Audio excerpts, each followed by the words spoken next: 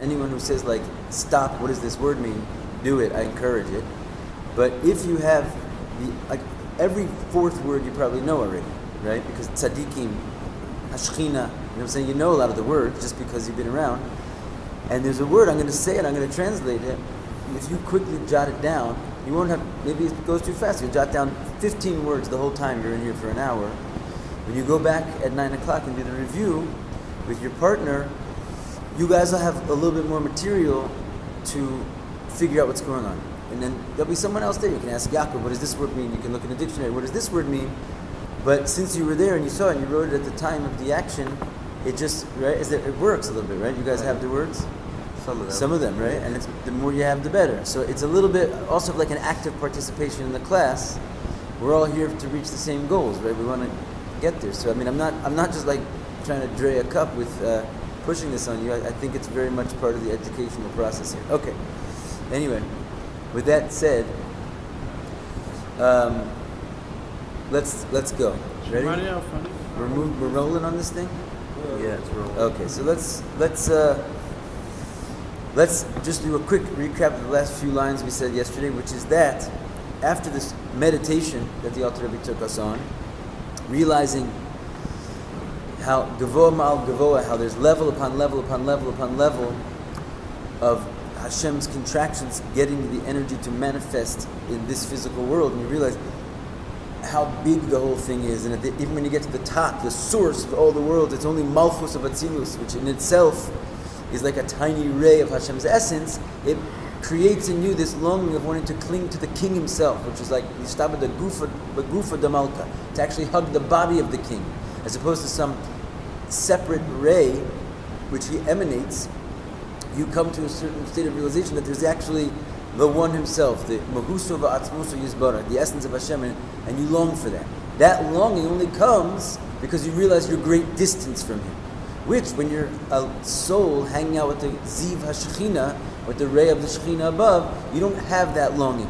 And that's why we say from the darkness you can appreciate the light. Because when you get to a state when you have like this Mayim Rabim, and this intense level of realizing you're in a dark place, that triggers in you a Ava from the level of tshuva, which is a stronger level of love, and sort of a powerful desire which you don't normally get. And that's what we said at the end of the class. Tov ze malach ha'chaim, tov ma'od ze malach ha'mavis. If something is good, comes from the angel of life. Something which is very good comes from the angel of death.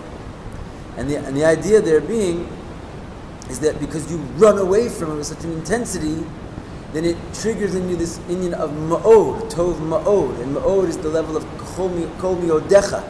There's b'chol levavacha, b'chol nafshecha.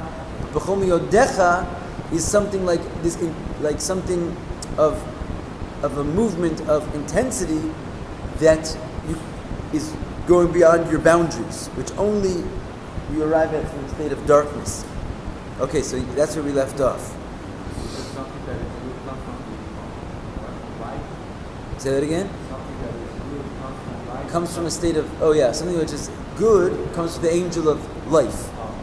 Very good, and the word very is again ma'od. So we're saying b'chol mi'odecha, right?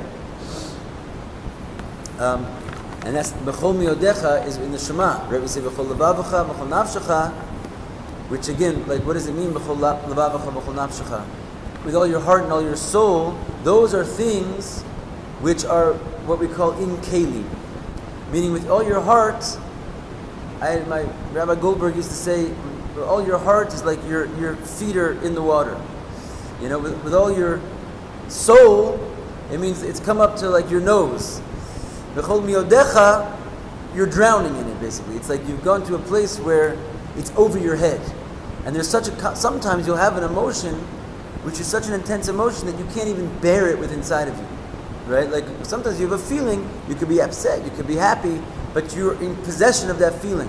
You could have a thought which you can grasp, you can understand it. There's some times when you have like something takes place which it pushes you to a point where you're like out of your kelim. You're basically freaking out, right? That's what we call it.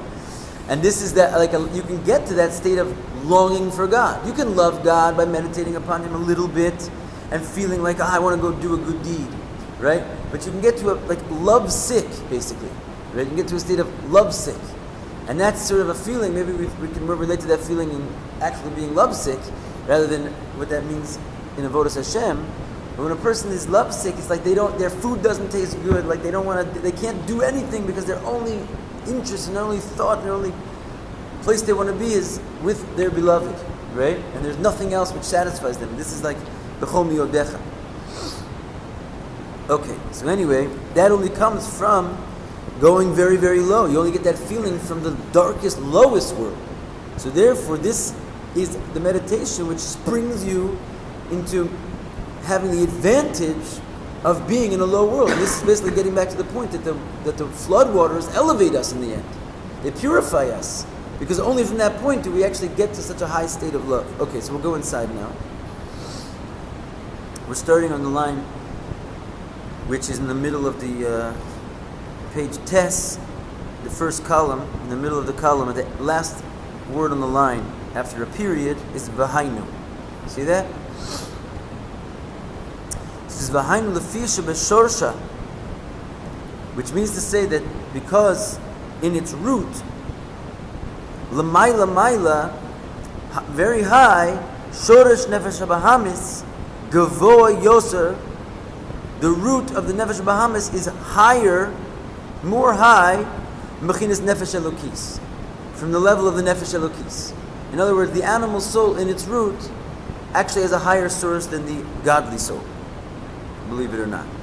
Where do we see such a thing hinted to in the Torah?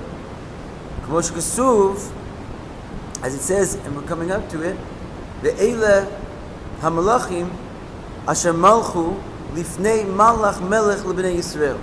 It says regarding the Elufei Edom, the offspring of Esav, right? That all of before we get to start hearing about Yaakov's story, and how Yaakov had 12 sons, and the whole thing turns into basically the story of Moshe Rabbeinu eventually. Most of the rest of the Torah is going to tell us the offspring of Yaakov's sons. Right before that happens, we get the story of Esav and Yaakov, and Esav, his offspring are told to us before we hear about the offspring of Yaakov.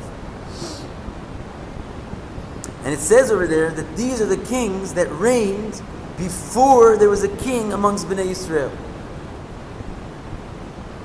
And this is basically Esav's tribe of kings. But what does Esav represent? Esav represents the animal soul. Yaakov represents the godly soul. And it says that Esav reigned before Yaakov, which means that the root of Esav had its kingdom, and the earth is primary to Yaakov's kingdom. The animal soul is higher. Shu b'chinas nefesh elokis. Yaakov represents the king that reigned amongst Bnei Yisrael, represents the nefesh elokis. And so Esav's source is higher, but what? Why is he the wicked Esav?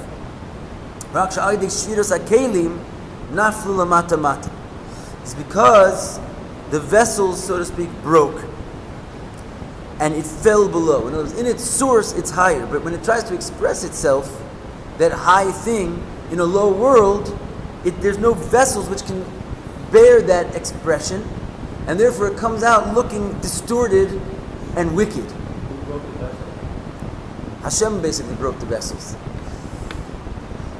He did the honor. What's that? Well, we not originally. Adam did it. Adam. Maybe you could say that, but the world of Tohu really existed before Hashem even created the world. The world of Tohu is the world where, let's talk about this for a second. What we do when we sin, chas v'shalom, is we draw energy into this world from that distorted world, and therefore we strengthen and emphasize like the brokenness of that reality here. But we didn't start the fire. Right?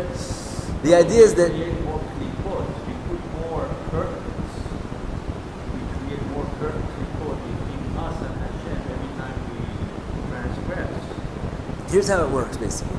Hashem created a situation where he wanted to reveal his powers to a created being. And his powers is basically this 10 spheros. The only thing is when Hashem first got to expressing himself, these 10 spheros, the 10 spheros were sort of impregnated inside of him, whereas what you had was an infinite being, which is non-divine.